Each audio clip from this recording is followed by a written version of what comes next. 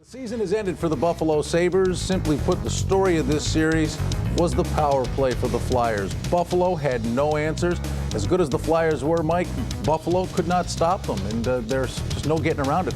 That's where this series was decided, and the Flyers were deserving winners in 5 games. They sure were, and you know, Brian, you bring up a good point, because I think going into the series, in the way Buffalo's power play operated all season long, nobody really expected Buffalo's power play all of a sudden to be spectacular, and of course it wasn't. They played like they did all season long in the power play, but what really threw me off was their penalty killing. That really surprised me, and that was more depressing for me, watching their penalty killing, than certainly the power play. But anyways, this is the last show. Let's make it good. You're part of it. We'll be starting in just a moment. Thanks for joining us.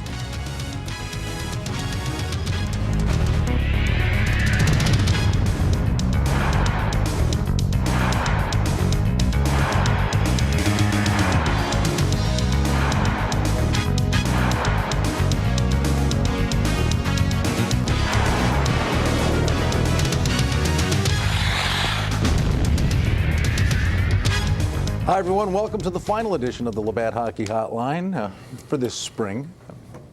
5-2, final count. Flyers, the better team, Mike. And that first goal was just an absolute devastating situation for the Sabres. They played a wonderful road period. An ill-advised icing, all of a sudden closing tickets in the net, and Flyers had all the momentum. In fact, they cruised on after that. Let's quickly go to Philadelphia.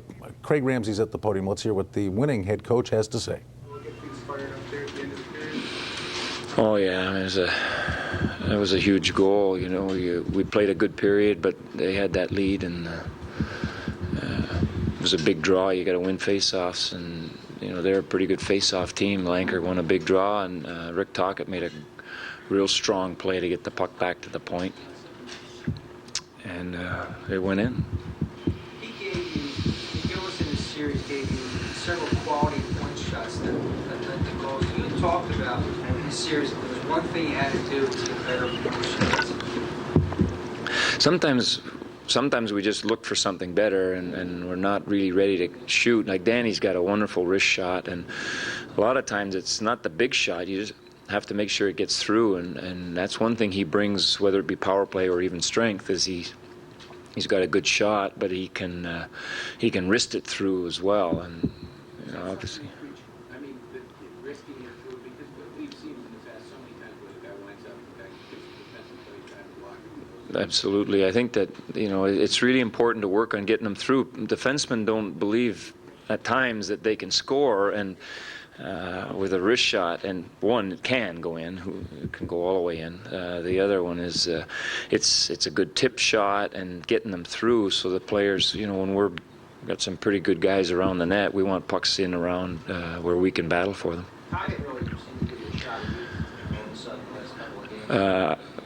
He really competed hard, and I think it was a good line with. I thought Gagner was flying tonight. He chased down some plays, and Lanker was good, and Rick gives them that sort of pizzazz, big and strong, but he did a great job on his board. He did a great job winning some battles for us in the offensive zone. On the power play, he made like a number of really good plays from deep all the way back to the point where we were able to get shots through, and that, you know. A lot of the themes of this game were some of the themes of the series, your power play, their undisciplined penalties. Can you talk about that?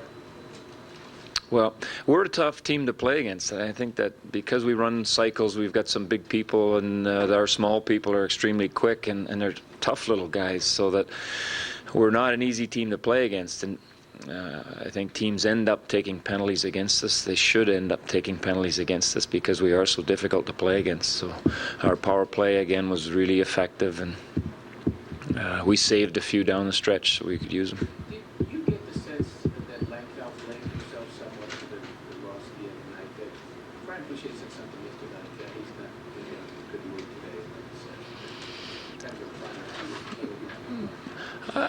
I don't know why he would. I mean, he battles, and we certainly would never put any onus on that, on a single player for sure, and not the way that boy competes. He did it to himself. I think he was just trying to make sure he was really ready and fired up to go. I mean, guys have to find different ways to get themselves ready, and it's hard to read them all, believe me. But The Flyers haven't won a playoff series since 1997. How much of a sense of relief or satisfaction do you think it is for a lot of people in the organization? didn't mean much to me. I just kind of ho-hummed it, but it was.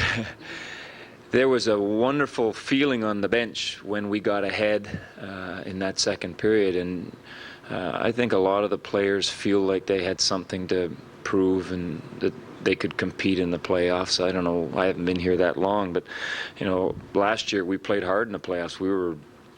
We basically did everything we wanted to do as a team except score goals, and this playoff series it went the other way, where we were able to score enough goals and we still competed at that very high level. Can you talk about the team's play at the end of the second period and the third period, protecting that lead? Forwards were diving in front of passes and things like that. Well, we had a lot of block shots from our forwards, but our defense was great tonight. They won battles. They had great sticks, reaching long reaches, tipping pucks away, and then at the end we didn't allow them to enter a few times where defense were up. They had the stick out, tip the plays away. But I thought in the third period, you know, I've said we don't want to sit back, and we went right in and we tried to go after them. We tried to make good shoot-ins, and we held on to pucks, and I thought Mandeville's line had another great one, and White's line went out, and I think Keith Jones just decided to hold on to the puck and wouldn't give it back. And Mark Recchi did that same thing at the end, where he just held the puck down deep and wasted time. And we had such a good effort. John LeClaire, the new Selke candidate, did another wonderful job. End of the second period, he chased a guy down he wasn't even close, chased him down, got his stick out on the puck, pinned him in the corner, and moved the puck to somebody else. I mean, it was a remarkable play for anyone, and you know, Johnny just demonstrates that commitment. He did it throughout this whole playoff series. We're pulling back a little bit from the details and looking at the big picture of winning the series. You know, what stands out to you? What would you take from this series? I like details. The fact that we did everything as a team. I mean, everybody played, everybody got ice time, and in the third period tonight, we basically just rolled our lines. Everyone got their chance to go out there, and everyone participated in our game. There were zero passengers at all. And when everybody buys in, you know, any team can be hard to beat. Do you expect that much out of four rookies coming in? Sure I did. Absolutely. These kids are quality players. They showed us for, you know, a reasonable length of time, some longer than others, but that they could play. And they fit into our system. They fit into lines and defense pairings, and I thought that they brought something with them, not just fit in and hung on. They brought something with them. And Peter White, not exactly a rookie, but this kid came in and played like a champion, killed penalties, did everything for us. So our rookies, we believed in them, and we really did, and I think all our players believed in them. In the beginning of the series, Lindy Ruff accused Mark Recchi and a couple other players of taking dives. Game two, looked like Hasek got off his game a little bit by taking a couple of one frustration penalty and, you know, getting out of character a little bit. Do you think you guys have the psychological edge in this series?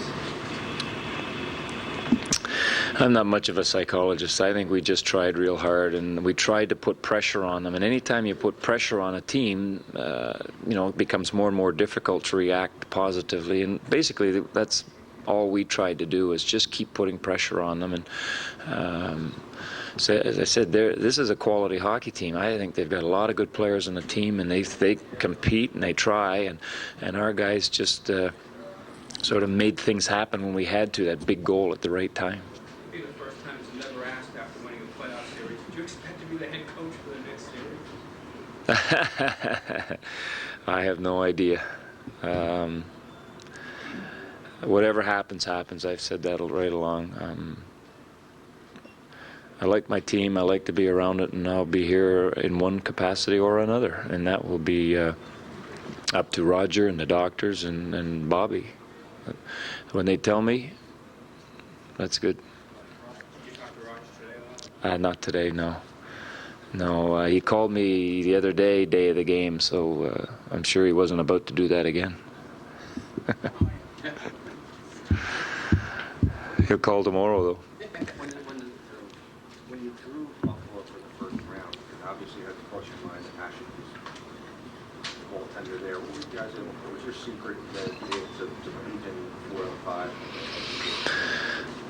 5? Just sticking with it, not focusing on Dominic, but focusing on ourselves. We've done such a great job as a group to continue to focus internally, not on the surrounding circumstances or the teams or anything else inside. That's interesting. You think that possibly that might have happened a little bit, particularly last year, that you get caught up in talking about breaks and opportunities. They got this break, we didn't get this break. It's easy to do that. It really is easy to do that. I don't know what happened last year. I mean, we played pretty good. I think people just, and that's the problem. Losing, you can overanalyze a loss. I mean, that loss, we were better, and we didn't score enough goals. And you have to focus on the things you do well, and perhaps we got away from it a little bit. I don't know, but we were very proud of our team last year, and we're proud again.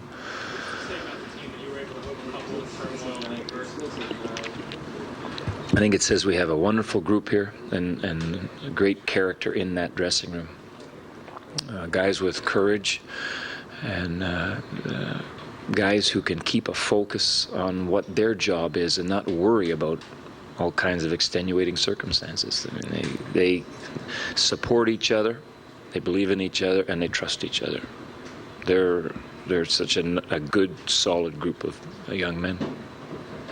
Roger, this might sound kind of... I'm Craig. I'm sorry. Boy, that's a shot. You know something I don't know?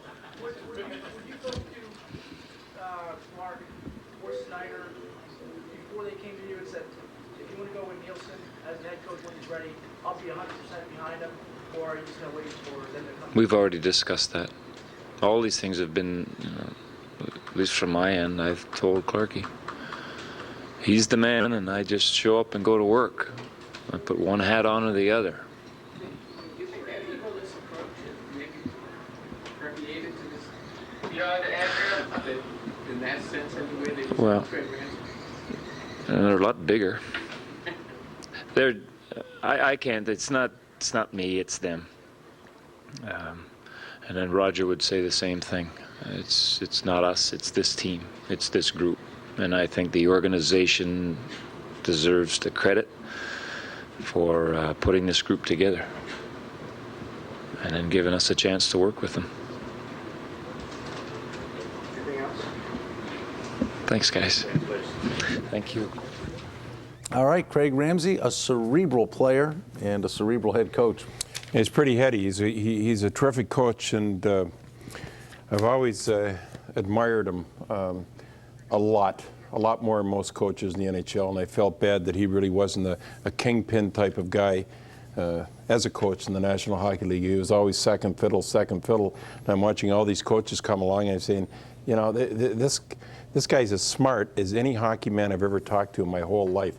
I don't understand why he's not a head coach. And guess what? He still isn't a head coach.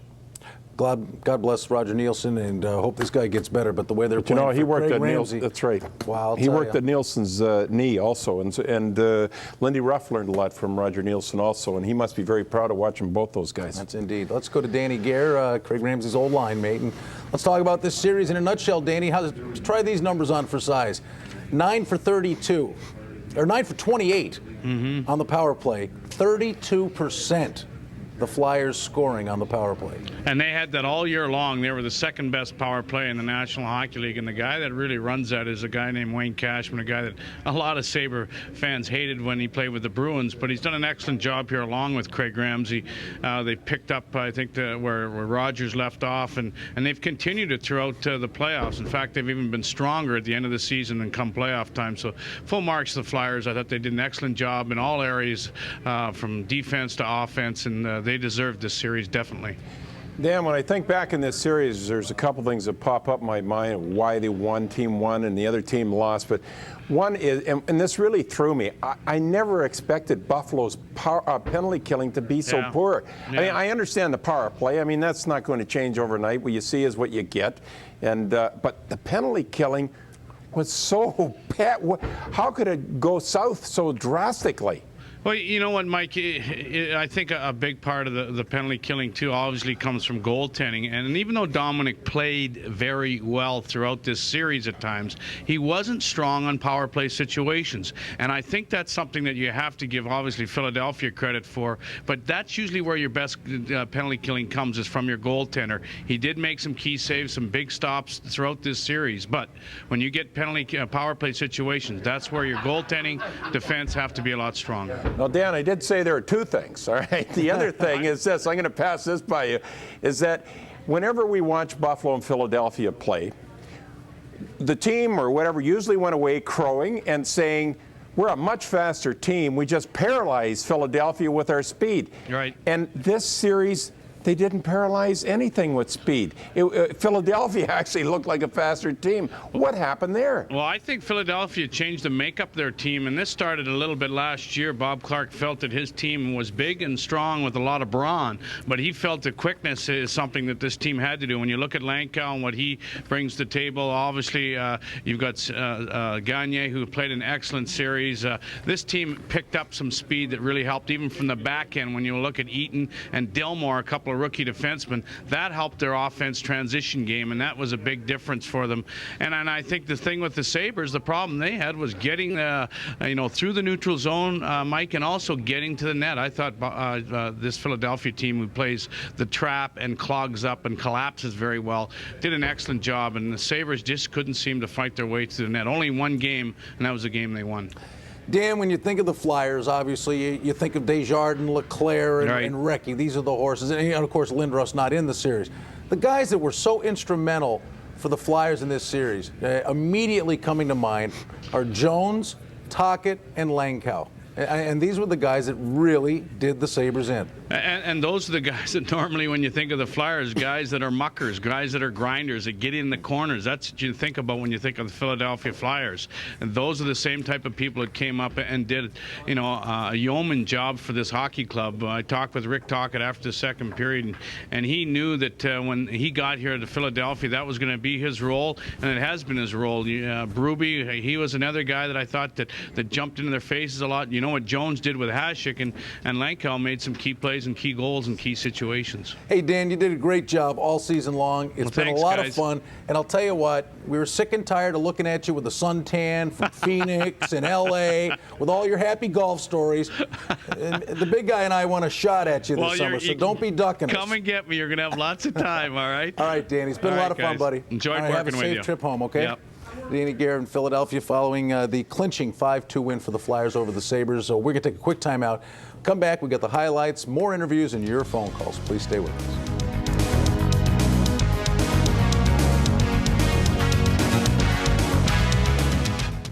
Okay, we're still waiting for Lindy Ruff to make his way to the podium, so I'll tell you what, we're going to dive right into the highlights. If the coach gets there, we will get right there. So let's start off first period, and Hasek on top of his game. Mike, solid 20 minutes of play for the Sabres. This is a 2-on-1, and he is right there. Well, they're all into the game at this point and really strong. It looked good for Buffalo early in this game, but you know something? They played well every first period of the whole series. Then their game started to tail off. The key to face-offs. How important are they? Pekka wins the draw. Buffalo goes to the net, and Boucher doesn't get a good look. It's in. Well, it certainly is a face-off that makes the difference here. And that puck was rolling and twisting, but still, it goes in. Buffalo in the catbird seat. They have plenty of momentum. They're outplaying Philadelphia at this point. Here's Leclerc with an opportunity, and he fans on it, and the Flyers were having their chances. Maybe that's just as good for Buffalo, since Leclerc looked to me like he was going high with that shot. This, boy, this will break your heart. Buffalo just trying to get out of the first period, and there were other ways to go about this. Schmelik ices it, and Mike, you can feel it. The ensuing face-off, you could just sense trouble, and McGillis puts it in. And not only that, but Buffalo in their own zone, they fell apart. Everybody, nobody covered this right, and they're all mixed up, and it didn't work out at all for Buffalo from the face-off on. Look at this. They're all over the place, everywhere except where he's supposed to be. And Hasek was great, but he stops that one 99 times out of 100. As far as, icing the puck also, Richard Schmelik had 2 or 3 options. Actually, at one point, he could have used his defense partner, could have reversed, could have put it straight up off the. I mean, there's so many things you could do, but ice the puck, especially so late in the period. You expect that from one of the younger players, but when a guy has played 25 years in the league, he should know that there's a very simple, basic play to make there. So the big question was, how much momentum did the Flyers gain on that late goal? In that goal, obviously an awful lot. They outshot Buffalo 17-9 in the second. And here is a power play goal. And Leclerc just says to Holland, we're glad you're playing in your first playoff game, but get out of my way. Well, we'll take a look at this, and you'll see the difference. Don't just stop it there. Right here, at one point, Holland was here, and he ends up over here. And here's the goal scorer. And he never moves. And he said, baby, this is for all the marbles tonight. Now let it go, Tommy. And he gets himself in a good position in front of you. You'll see him get hooked up here. Here he comes. Get out of the way. I want to get this spot. And he stands there, and he's there for the tip. Not only that, even Primo came around. They have 2 guys in front of Holland. I mean, poor Jason Holland had enough trouble with Leclerc, and now he has to deal with Primo snaking in there. Here's a great effort here by Gagne. Boy, Grandpierre had options there to just keep the puck moving, but all of a sudden it's in front. It's a highlight reel goal by Langkow. Yeah, now just stop it right there.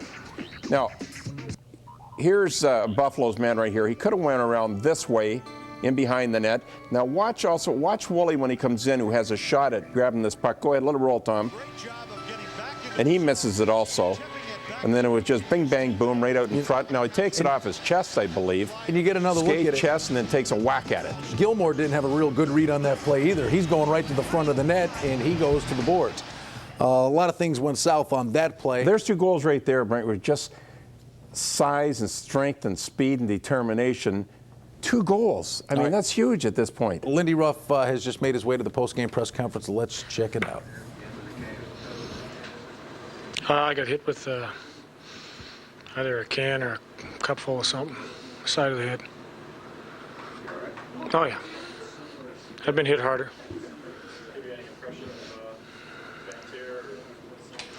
I think it's disappointing. I mean, we put up a battle. You know what? They're emotional. They're great fans, and just leave it at that. You know, one guy doesn't ruin it for 19,000 other fans there, and they've got some great fans. So, you know, you can't let here. That's what. Yeah, I got it right there. Yeah. No call on the play either. It was a dive. Yeah. How disappointing is it to see this season and this one? It's very disappointing. I don't. Nobody likes to lose. I don't like to lose. Nobody should like to lose. So it's.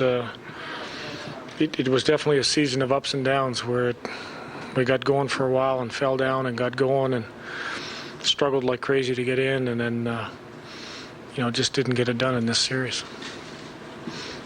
Especially so in light of where you've been the last couple of years, too. Yeah, I think that you know that's the biggest. There was very high expectations, and you know, we did it by.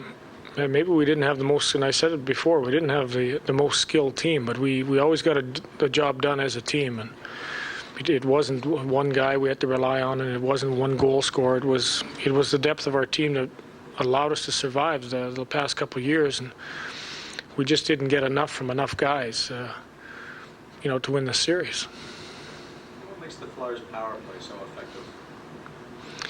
Well, they really did a good job of. I mean, they took advantage of some breaks, but I thought that Recchi and Desjardins did a good job of just wristing it to the net, and we didn't get in that lane. It got by our forward up top, it got by our defenseman, and they got some good tips. I mean, you get a Leclerc and Primo standing in front of the net. There was times we were out-muscled around the front of our net, and there was no secret play to it. I mean, they threw it to the net. They got a tip a couple of times. Earlier in the series, we had a couple bad breaks where we didn't clear the puck, and they took advantage of that. So. What's the difference between the first game and last? Well, we just didn't quite get the offense we needed. When it comes down to it, offensively we didn't get the job done in the first 2 games here in Philly, and that really hurt us. I think in the past we've been able to win those games, 2-1, 1-0, squeak out one of those games, and we needed just a little bit more offense. I think game 2 we created a little bit more, but but I thought Boucher had a good series. Even if you guys see anyone do well, power play, special teams, how much of a factor is that? Well, it was huge. I think the final power plays were probably 27, 28, 18 or 19, somewhere in that ballpark. And if you don't do it, and last year our penalty killing was fabulous because in the Ottawa series there was a game we had to kill off 9 penalties. Your penalty killing really sticks out when you make a mistake and it goes in your net, and you give it a lot of credit when you kill off plenty of penalties. But those we allowed them off some mistakes. They took advantage. You can't. Does it seem, Lindy, given what's happened in the previous season, how far you went, season ended so abruptly, does it feel like It feels like it's over, Bucky. It's I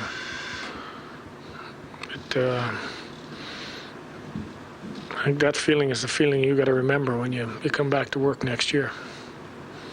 Lindy, how much did Gilmore have left after that illness? Did he ever really get over it? He never, and he played the last game a little over. I mean, previous to tonight, a little over 10 pounds underweight. Tonight, I don't know weight-wise where he was at. He was feeling better, but you could see he was nowhere near the form he was at when we first got him. Skating-wise, I think it had a huge effect. You lose that much weight, not a lot of strength, not a lot of endurance, and he still made some nice plays for us. And we thought just his skill on the power play, try to keep him going during even strength, and I thought it was a very gutty performance. He wanted to play, and he's a guy that's been through the mill, and there was no way you were going to keep him out of the lineup. He wanted to gut it out and try to help us. Okay, got one more. Can you talk about the goal at the end of the first period, the chin swing, momentum in the Flyers' favor, as well as the icing play that set up? Yeah, it was. I mean, the icing play kind of. All we had to do was make a play. Rich could have pulled up and gave it to his partner. We could have made a nice play and just left the zone. I don't know what happened. What Rich was thinking. And Grattan has been our best guy on faceoffs. He's been around 68%. We basically had 3 centermen out there in case you lose the draw. Stu Barnes is one of our smarter guys in our own end. He just got tied up and allowed Desjardins to be open. It was just cut coverage on Stu's part, and threw a knuckleball at Dom. Dom, even though we broke down, we usually get that one, but it kind of looked like it dipped and curved on him.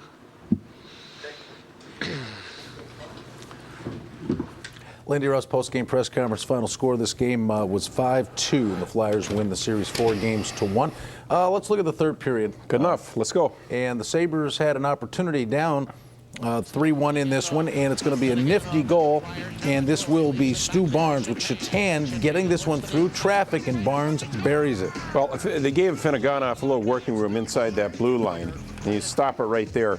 Now, here's the man right here. Shatan's going to move into this area, and Barnes is going to end up right in front of the net here for a pass. Go ahead. Let it go, Tommy. Watch the guy slide in from the side, and everybody forgets about him. So it's just a terrific move, and also a great move by Grattan, I think, to go to the front of the net and really cause a little bit of havoc there, and he kind of snuck in the back door. All right, this comes at 3:34, Mike, of the third, so they're right in there with a fighting chance. Oh, absolutely, yeah. They're right back in this hockey game until Gagne is going to get one, and this is just a nice heads-up play by the defenseman Desjardins to get a streaking Gagne who's got Hasek down and out. You know, Brian, I'd say in a lot of ways that might have been the play, not the goal, but the pass by Desjardins was just exceptional. And, of course, the new captain for this hockey club, taking over from Lindros, has stepped right up, and he's acting like a captain out there, and he has been a tremendous leader for Philadelphia through this series. And there it is going into, an open net, and the game's over anyways, and the season. So it was a good effort by Philly. Let's see what happens here. Lindy Ruff, at the end of the game, there was a little incident. He's going to get clobbered here with a cup, and he was none too happy. Now watch the guy up in the stands. You'll actually see him up there. You see the guy? Yep. He'll be telling Lindy Ruff, come on up and get me. Well, that's just let me at him. You know, to his credit, at the end of the game, he says they got 19,000 great fans here, you know, and one clown's not going to ruin it. So, to his credit, he didn't make a big issue out of this. But, a little spry over the bench. At this point, watch the guy up there. See him in the way? Come on. Yeah, sure. Reminds me of some hockey players. Come on. As long as there's a referee in between them. And a poor security guard, wrong place, wrong time. Hey, nice game, Coach. I didn't want to hear. All right, 5-2 is the final score, and we've got Danny Gare in Philadelphia, and Stu Barnes is standing by with Danny. Let's hear from them. Well, guys, I'm here with forward Stu Barnes. And Stu, when you picked up the power play goal early in that third, it looked like you were mounting a bit of a comeback. Well, obviously, we wanted to come out and play a strong third. We struggled the first two periods, and you're right, we did seem like maybe we were going to get something going, but obviously it didn't go that way for us. I know it's very disappointing. This season has been pretty much disappointing after the strong year you had last year, going all the way to the finals. But is there one thing that you could maybe put or pinpoint why it was a tough series for you? Well, that's tough to say. I mean, outside of giving Philly just a lot of credit for playing a real strong series. I mean, they played well at both ends of the ice, and they were just to say it out plainly, they were just a better team than us. I mean, and that's. Obviously, that's the reason we're in the situation we're in. The goal in the first period, late in the first period, you get up to 1-0. How difficult was that for your hockey club? Well, it's tough, and that, myself, that was definitely my fault, that goal. There was a little confusion on the face-off there, and I should have got out and got out to cover that guy, and I didn't. But that was tough, and we tried to battle, tried to come back from it, and obviously, over the course of the game, we didn't do that. And power plays obviously were a big part of this series. The Sabres not being able to perform as well as the Flyers did. No, special teams, definitely have to give them the edge in special teams. They were pretty strong all the way through, and we struggled at times with both power play and penalty kill. Again, they were just better than us. Stu, thanks for your time. Thanks. Stu Barnes, guys, we'll send it back to the studio. Thanks, Dan. Stu Barnes, one of the few guys that had a good series, and I like that, Mike. Good season. Schmelik ices that puck. I mean, he's not going to pin it on someone else, but he says that first goal is on me. I mean, that's a stand-up guy. We're going to take a timeout, come right back on the Labatt Hockey Hour. Besides Labatt, of course, we want to thank Culligan for being with us all season long, and let's take a look at the 3 stars tonight. Delmore, this kid has a great future. I tell you, has he ever added a little foot speed to this Philadelphia defense?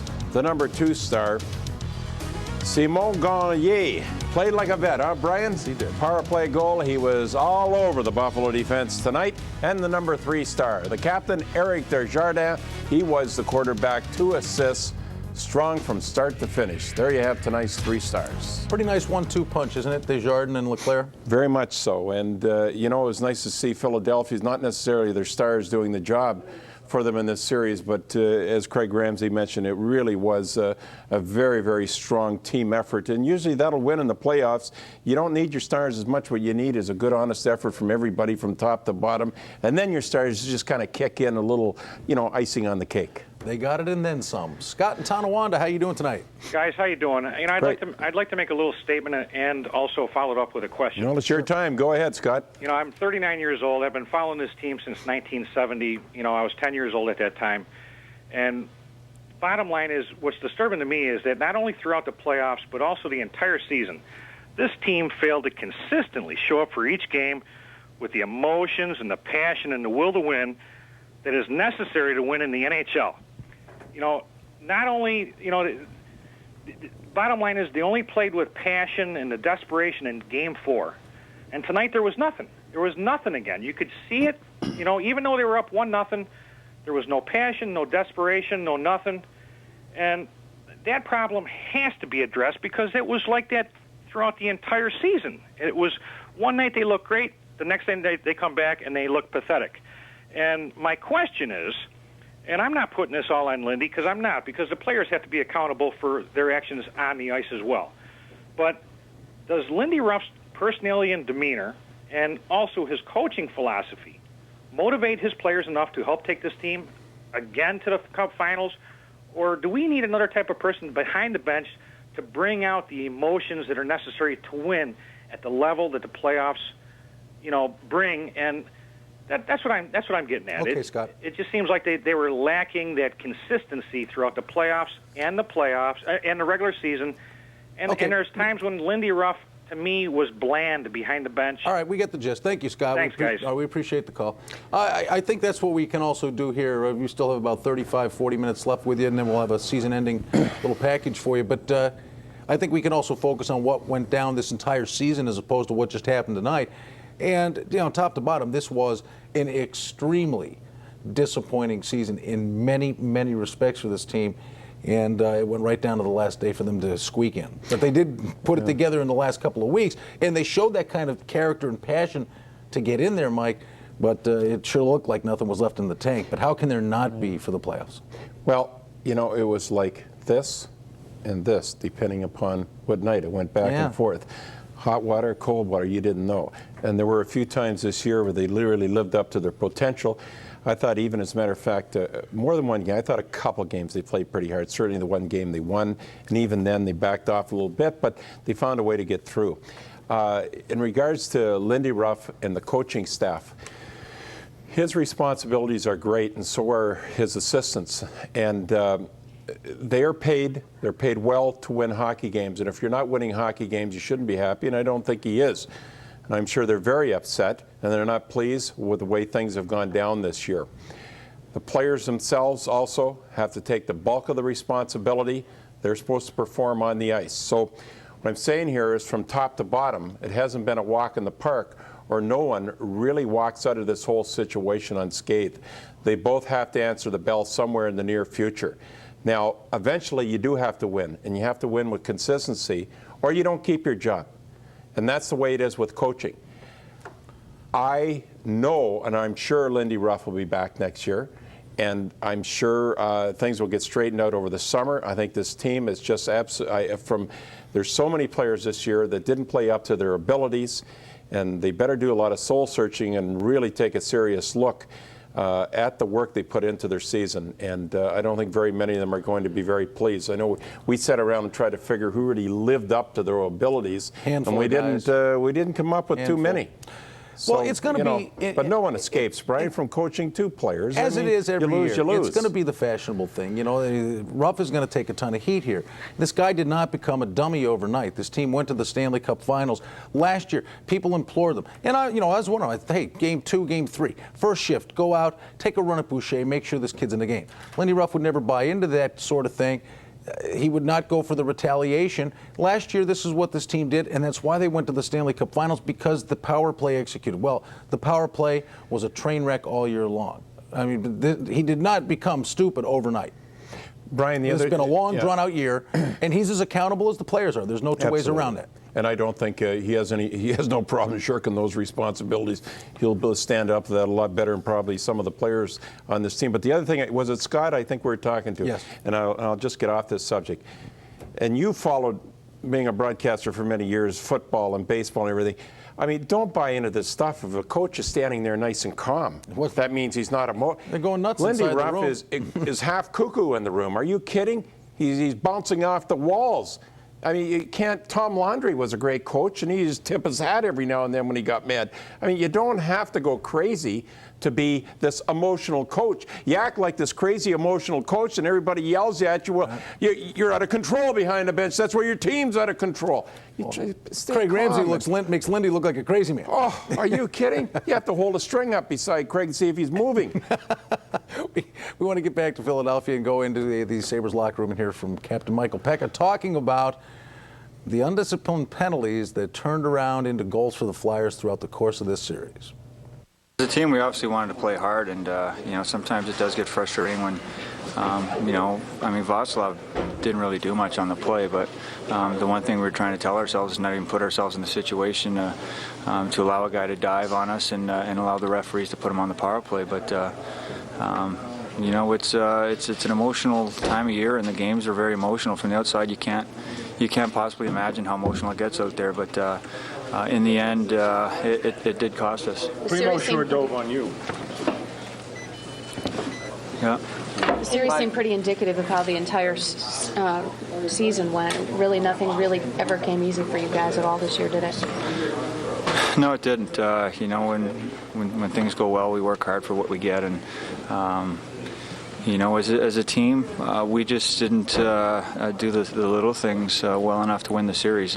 Philadelphia obviously made a concerted effort to be on the same page, get the little things done, and limit their mistakes. And special teams is something we saw us hurt teams with last year, and we're on the other end of it this year. What's the difference between this season and last year? Michael Pekka in the Sabres locker room. Now back to you in the studio. All right, Carrie, thank you very much. We're going to take a timeout. Come right back on the Labatt Hockey Hotline. 5-2 is the final score. Flyers win the series, 4-1. Hey, we want to give a quick hello and a get well wish to Donnie Thyre, young man. He's a big Sabres fan. He's in Buff General. Donnie, get well soon. Good luck, Donnie. And we want to toss it right over to Mike DeGeorge right now, and let's get an Empire Sports Report update. Michael.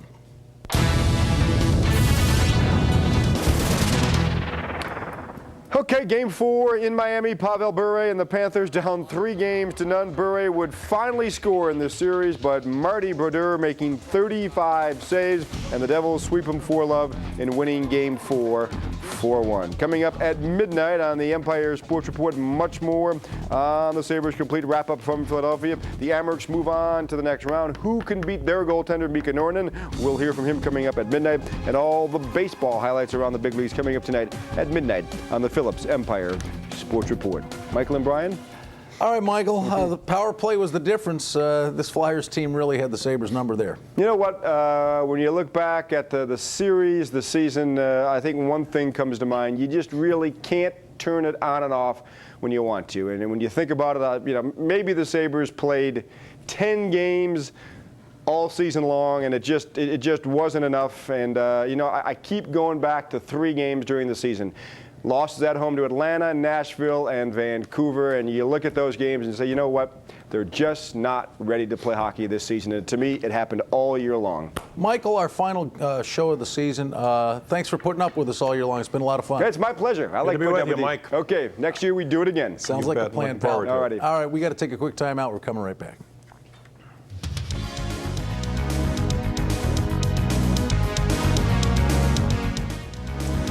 Returning with a Xerox Fast Fact, and it's talking about the Pittsburgh Penguins, who fondly remember 1993. This very date, in fact, they set an NHL playoff record, 13 consecutive postseason victories, surpassing the previous mark of 12 set by the Oilers back in the 84 and 85 playoff runs. All right, it's time to find out what the big man has to say. Carrie Sayers with John Rigas in Philadelphia. Thanks very much. Currently joined here inside the Sabres locker room by Chairman of the Board, John Rigas. And Mr. Rigas, 5 hard-fought games, 3 one-goal games, but there still must be a bit of disappointment that the team wasn't able to take things that one step farther that you all talked about at the end of last season. Well, yes, and, there's always disappointment, and, we're all very competitive and all that. But I think that, when you look at the whole playoff series for us, I congratulate Philadelphia Flyers because they really were the better team in this playoffs, and so we have to acknowledge that. And when I look back at the whole season, we'll reflect on it. You know, we never really got on track, and it's been a difficult time just to get to the playoffs, and so take a little rest, get our thoughts organized, and look forward to next year and start putting it all back together again. You obviously did allow Darcy the freedom to go out and get some help or those tools, as you mentioned last year, to try and take the team one step further. In hindsight now, do you feel perhaps that the changes or maybe the help was brought in too late because of the way that the entire season did go? Well, you know, I think that, yeah, you know, if we could have got the help maybe sooner, it wouldn't have been such a struggle, and they had to give so much effort and to get to the playoffs, and maybe they would have had a little bit more left for the playoffs. So I think that played into it. But like I said, you know, it takes two to tangle, and you have to wait for those trades to occur, and you know, so we weren't in control of all of that. So, but it would have been better if we could have made those trades quicker. It does appear as though the no goal that happened in Game 2 seems to be one of the issues that this series will be remembered for, and I don't think we ever had the chance to ask for your reaction as to what happened and really how the NHL handled the situation. Well, you know, I think that there's no question that goal was one of the critical turning points in this playoffs. But, you know, it wasn't the one thing that made the difference. When you look at the total playoffs, you have to say that Philadelphia had a better team, and I don't want to take anything away from Buffalo, but that's where I think that most of us will acknowledge this, and the coaches believe that. I think that, you know, I had a discussion with the Commissioner Bettman about the issues, and he's written me a letter, and I'm going to respond. And I think that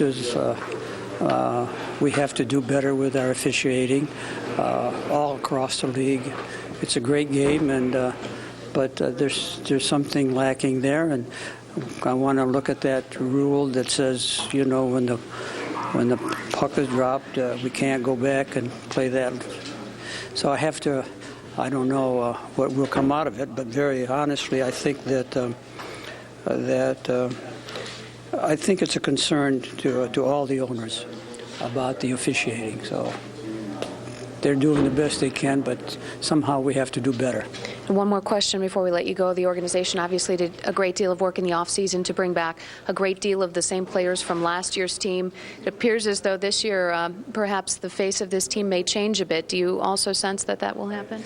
Well, I can't say that for certain because I haven't really. We've just been concentrating on this year, on Darcy and family and Lindy and all of us, the whole organization will get together and start to get the thoughts organized. But very honestly, I think that what we have here is, you know, my sense is we've got a pretty good team, and we can build off from it, and they'll. You know, if Doug Gilmour hadn't become ill, and you know, it could have made a big difference because he got us into the playoffs, and he obviously was not himself in the playoffs, and that made a huge difference. So the trades that occurred to inspire everybody and get all the fans excited about it, and it wasn't there in the playoffs, and it made a big difference, I think. And lastly, I think that. Once again, I always think about the fans and all their support, and although we won that one game in the playoffs, it was still a wonderful scene to see the excitement, and we'll be back next year. Well, it was great to see them go back again, and we certainly appreciate all of your time. Hope to talk to you again soon. Thank you very much. All right. Chairman of the board, Mr. John Rigas, joining us here. Now let's send things back to you in the studio. All right, Carrie, thank you very much. We're going to take a quick time out on the Labatt Hockey Hotline, but we will return shortly as we take you to break. Got a little hockey quiz for you. What year was every game in the Stanley Cup Finals decided in overtime?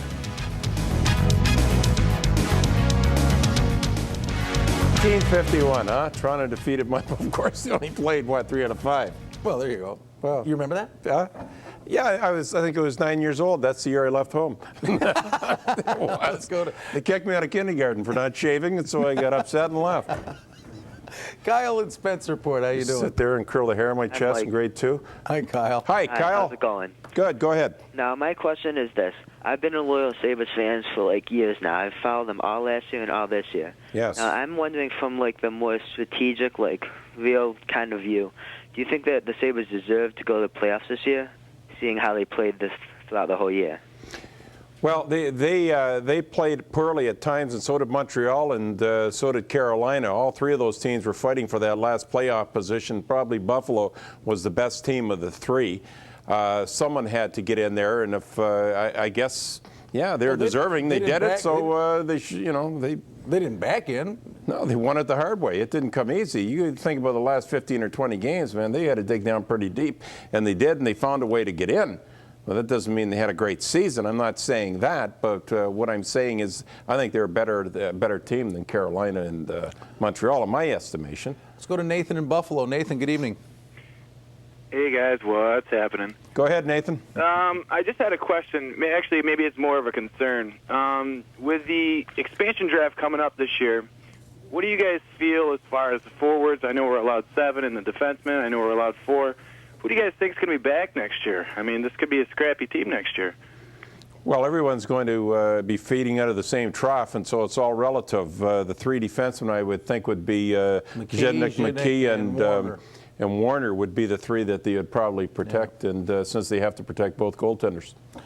Yeah, and then you get into the forwards. Obviously, you got the newcomers. I mean, you go on and on with this, but you're not going to lose them all. No. So, you know. Well, here you have a look at the Sabres free agents following this season. I think Ward's going to be unprotected. He was last time around. Right. There's some tough calls. There's no doubt about it. I would think probably Sanderson to be put out there. I think on the edge, maybe right when you get to the end of it, at the bottom, you come down between Rasmussen and Verrata as the guys you would protect. That would be right at the edge of the list. Yeah, and who do you take? I don't know. Part of it is you got to figure out who might they not take. There's a lot of arguing over those 2 players. Which one you protect? I think probably Verrata. Yeah, it's a tough call. And yet, I can flip out over Rasmussen some nights. Right. He can be just.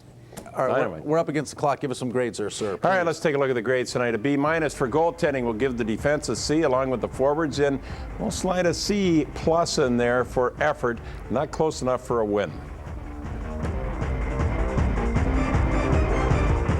5-2 the final score. Flyers win this series in 5 games.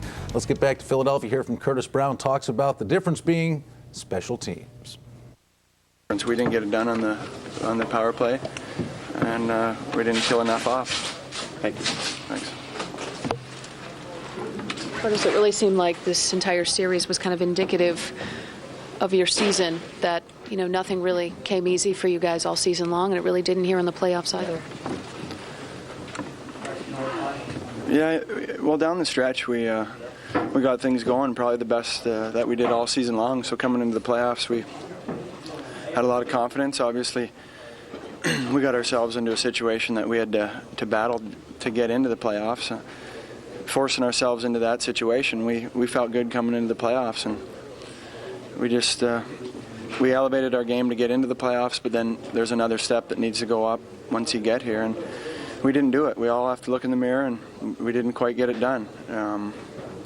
It just takes that little bit extra, and it's the small things that add up. And you're going to look throughout the playoffs, whoever gets those small things done, power play, penalty kill, discipline, you're gonna win series with those 3. Curtis, do you think that getting here did take a toll? I mean, it's hard to go 7-1-2, and do you think that there might have been guys tired and just?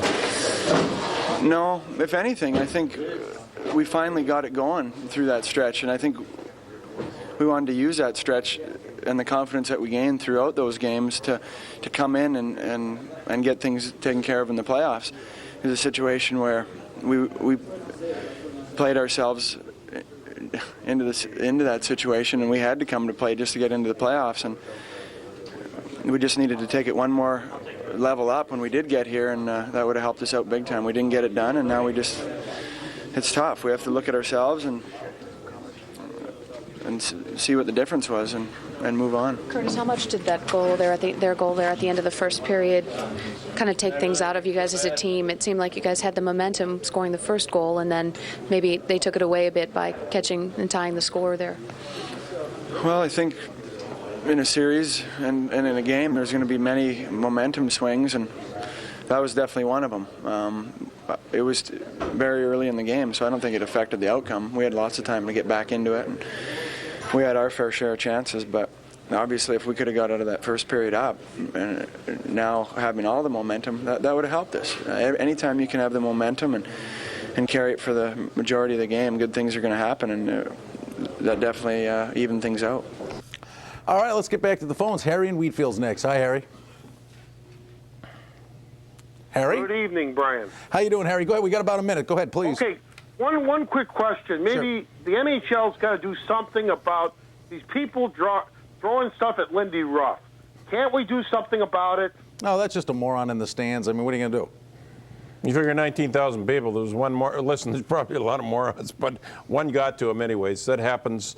I remember it happening in the old auditorium. I remember it happening in Boston and throughout the National Hockey League. It's not only Philadelphia. They have those people, as a matter of fact, they don't even watch the games. They turn around with their back to the play, and they're supposed to be staring up and looking for these characters. And, Brian, you brought up a good point about the football stadium. What did they do there? Oh, at the Vet in Philadelphia, I'm pretty sure they've got actually have like a judge, and they do the quick arraignment right in the basement of the stadium. They just get any rowdies down there that are causing problems and have a nice day. So Philadelphia's got a little track there. We'll be right back on the Labatt Hockey Hotline as we take one more look at the scoring summary.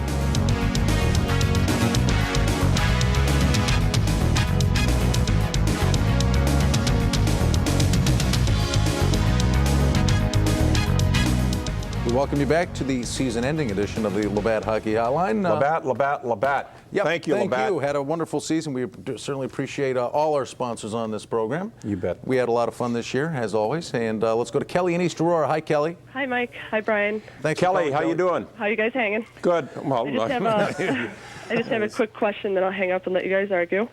What do you guys think Sabres' tooth role will be in the 2000-2001 season? Goodbye, gentlemen, and goodbye to you too, Brian. All right, goodbye, Kelly. Okay, she threw me there, threw me off a little bit. What was the question? I have no clue. The future for 2000? Yeah. Well, I think they're not going to waste any time. They're going to have to get to work right tomorrow, get into that office and start thinking about next season. And they got a lot to think about. I think a lot of the players, really have to reconsider where they are in their careers. It's been a disappointing season for a lot of them. It's going to cost them a lot of money somewhere down the line. And if you don't perform somewhere, you're not going to get paid for it. When you do perform, you find you get the upper hand as far as salary is concerned. So there's going to be a lot of soul searching from top to bottom. And you're here to win hockey games, not to lose games. And I think there's going to be some very, very serious thoughts going into next season, and rightly so. And it's so subjective right now to think about it. But on draft day, do you look for serious movement and activity by this team?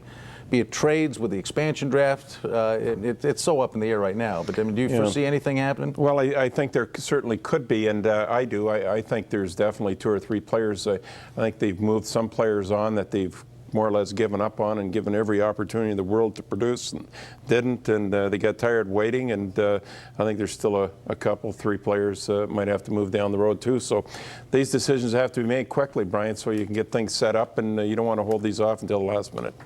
Kind of a season-ending tradition for us here on the Labatt Hockey Hotline. We punch each other in the mouth and say goodbye? Well, that's during the Get video. over here. People don't see that, but yeah, that's coming. Sean O'Reilly and Dee Welzek have put together a nice little video. Actually, it's not a little video. It's about 15 minutes long, a lot of highlights. Some lowlights as well from a long roller coaster-like season, and it's always kind of frustrating when it ends because we enjoy doing this so much. Yeah, you kind of go empty, you know. You feel like the tank is empty. You don't know what to do with yourself for a couple of days, and we'll find a way to get through another summer and look forward to next season. Certainly look forward to being with you and the fans again. We can't wait. I'll tell you what, we're going to take a quick time out and come right back with that on the Labatt Hockey Hotline. We hope you'll stick around. Okay, 5-2 final score. Flyers beat the Sabres 4-1. Let's see if we can rattle off a couple of names here. We want to certainly thank so many people that do a great job here at Empire. Our producer, Chris Anbellis, also David Tasker, who helped us out on several occasions this year. Great floor crew with us, everybody, the camera, Glenn, the floor director. We can go on and on. Tommy in the tape room, great guy. And the directors, for the most part, were Aaron, Gary, and Debbie. So thanks to all of them for a great job. Thanks, everyone. It's a lot of fun. And my thanks to you, sir. Yeah, it's good working a lot with you, of fun. Brian. Looking It's been forward to it season, again. A lot of ups and downs.